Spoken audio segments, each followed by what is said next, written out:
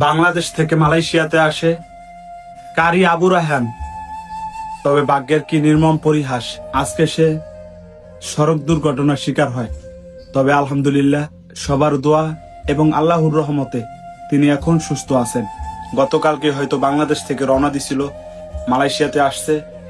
তবে মালয়েশিয়ার রোড ঘাট কিন্তু অনেক সুন্দর, কিন্তু কিছু কিছু জায়গা আছে অনেক সময় গাড়ি বাউলি মারে।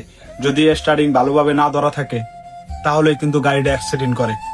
আগামীকালকে কিন্তু প্রথম তারাবি, দোয়া করি আল্লাহ যেন তাকে তাড়াতাড়ি সুস্থতা দান করে। সে যে নিয়তে আসছে মালয়েশিয়াতে, আল্লাহ যেন তার নিয়তটা পূরণ করে।